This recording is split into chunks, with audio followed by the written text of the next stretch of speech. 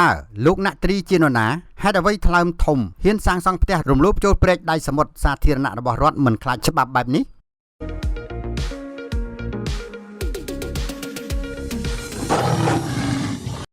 ខេត្តព្រះសីហនុមហាជនទូទៅដែលបានធ្វើដំណើរឆ្លងកាត់ភូមិ3ឃុំអូត្រេសស្រុកស្ទឹងហាវម្នាក់បានបើកភ្នែកធំកោតចិត្តនិងរិះគន់យ៉ាងខ្លាំងចំពោះទង្វើរបស់បុគ្គលថ្លើមធំដែលហ៊ានសាងសង់សំណង់ថ្មគ្រឹះរឹងមាំជាច្រើនកន្លែងចូលទៅក្នុងព្រែកដៃសមុទ្រផ្កើនទៅនឹងអនុសាសន៍ថ្នាក់ដឹកនាំជាតិគ្រប់គ្នា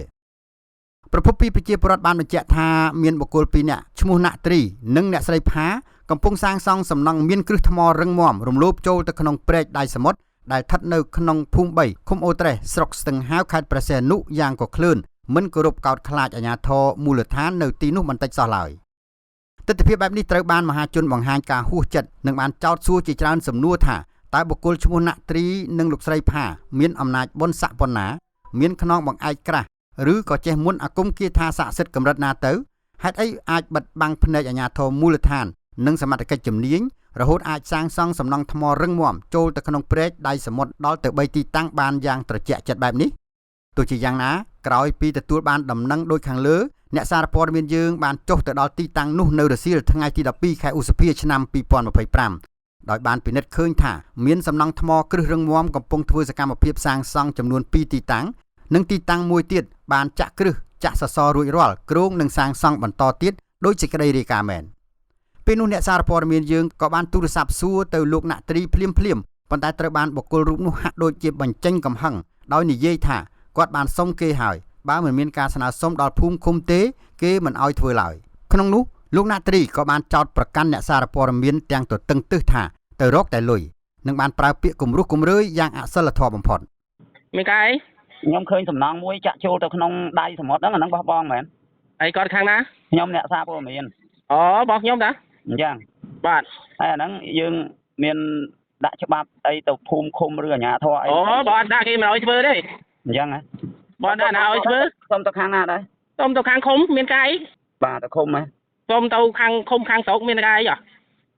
ខ្ញុំអ្នកសារព័ត៌មានដឹងហើយព័ត៌មានប៉ុន្តែកន្លែងគេធ្វើខ្វាយគេធ្វើពេញអាហ្នឹងមានតែធ្វើតែខ្ញុំប៉ុណ្្នឹងទេលោកឯងដើររត់ទៅលុយហ្នឹងខ្ញុំដើរយកលុយពីលោកពីហ្នឹងហើយមិនកាលណាប៉ុន្តែដើររត់តែចឹងឲ្យតែឃើញខ្ញុំធ្វើបន្តិចជួយជួសជុលផ្ទះហ្នឹងលោកចេះតែទៅកោរួយដល់ប្រជាជនក្រៃក្រហ្នឹងតែគេមានបន្តិចជួយលោកមិនធ្វើទេខ្ញុំប្រជាជនក្រៃក្រខ្ញុំធ្វើជួសជុលផ្ទះខ្ញុំបន្តិចហើយខ្ញុំមានតែធ្វើដំណងធំបណ្ណាមកពាក់ព័ន្ធនឹងករណីនេះអង្គភាពយើងបានព្យាយាមតាក់ទងទូរស័ព្ទសួរទៅលោកលឹមសុនទូមេឃុំអូត្រេសដែរប៉ុន្តែនៅរសៀលថ្ងៃទី15ខែឧសភាឆ្នាំ2025នេះទូរស័ព្ទរបស់គាត់ឆ្លើយជាច្រើនដងថាមិនអាចតាក់ទងបានទេចំណែកទូរស័ព្ទរបស់លោកសៅបរិយវឌ្ឍនៈអភិបាលស្រុកស្ទឹងហាវនៅរសៀលថ្ងៃទី15ខែឧសភាឆ្នាំ2025នេះអង្គភាពយើងហៅចូលលើកទី1តែមិនមានអ្នកទទួលទេលុះភ្នាក់ងារយើងព្យាយាមហៅទៅជាច្រើនដងបន្តទៀតគឺទូរស័ព្ទនោះឆ្លើយថាមិនអាចតាក់ទងបានរហូតដោយមិនអស់ចិត្តនៅរសៀលថ្ងៃទី15ខែឧសភាឆ្នាំ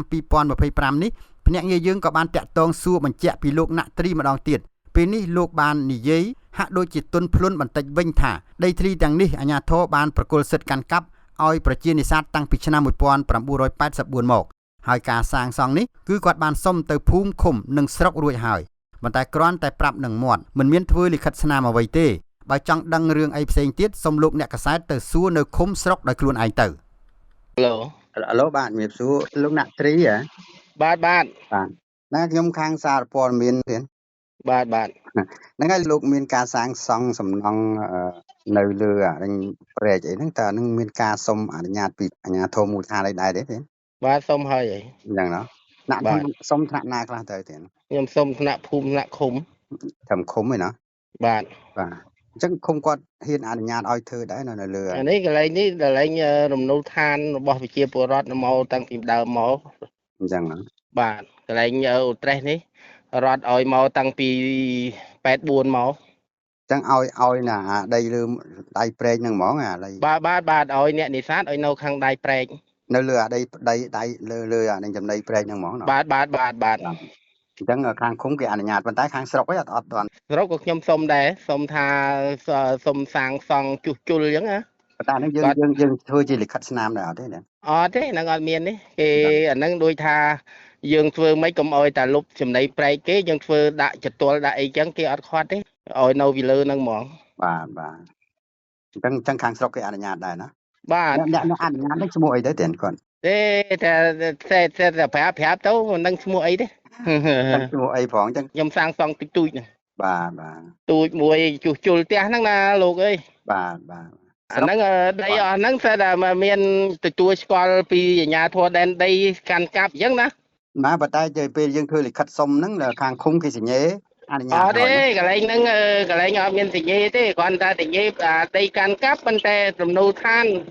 ប្រជាពលរដ្ឋគាត់មិនខត់ទេគាត់ធ្វើចោះកុំឲ្យទៅលុបព្រែកទេ ហ្នឹងហើយចឹងការសាងសង់ហ្នឹងគ្រាន់តែថាប្រាប់តែមាត់ទេណាទាំងឃុំក៏ដោយណា សុំទេសុំណាឲ្យធ្វើ ប៉ុន្តែយើងអត់មានលាយលក្ខណ៍អក្សរទេគ្រាន់តែសុំប្រាប់ទេណា បាទ បាទ អានេះដីសំណុំឋានតាំងពី84មករត់ឲ្យចែកឲ្យប្រជាពលរដ្ឋនៅខាងនេះនេសាទនៅខាងទឹកអញ្ចឹងហើយដល់អត់មានណាថាអីទេនៅម្ដុំហ្នឹងដូចជាម្ដុំហ្នឹងម្ដុំនៅឋានអញ្ចឹងណា បាទឃុំស្រុកមានការ បាទ លាយលក្ខណ៍អក្សរដែរអត់អញ្ចឹងណា បាទហ្នឹងគេអត់លេខលាក់ជាអក្សរទេគ្រាន់តែថាកន្លែងកាន់កាប់ហ្នឹងមាន បាទ មានលាក់ជាអក្សរដូចថាបោះអ្នកណាអញ្ចឹងណា បាទ ហើយដល់តែសាងសង់ហ្នឹងគេឲ្យកាន់តែសុំគេថាឲ្យជួយចោះមិនអីទេ បាទហ្នឹងគេគាត់ថាមាត់ទេណា ហ្នឹងហ่ะ ឃុំខាងណាអ្នកថាឈ្មោះលោកមេឃុំមែន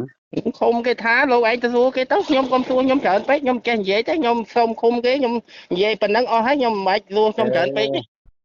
ទោះជាយ៉ាងណាប្រជាពលរដ្ឋក៏ដូចជាអ្នកសារព័ត៌មាននិងមហាជនបានស្នើសុំឲ្យថ្នាក់ដឹកនាំនិងមន្ត្រីជំនាញគ្រប់ជាន់ថ្នាក់ពិសេសអាជ្ញាធរមូលដ្ឋានឲ្យចាត់វិធានការយ៉ាងតឹងរ៉ឹងតាមផ្លូវច្បាប់ទៅលើបុគ្គលខាងលើដែលមានឈ្មោះអ្នកស្រីផានិងលោកណាក់ត្រីដែលបានសាងសង់សំណង់ថ្មគ្រឹះរឹងមាំរំលោភលើដីសាធារណៈរបស់រដ្ឋដោយរូបភាពដែលក្រុមអ្នកសារព័ត៌មានយើងបានថតផ្តិតយកមកដើម្បីផ្សព្វផ្សាយរាយការណ៍ជូននេះព្រោះថាបើមិនដាច់មិនដោយឲ្យម្នាក់ធ្វើបានអ្នកដទៃទៀតក៏មិនអាចហាមឃាត់បានដែរពោលគឺបើម្នាក់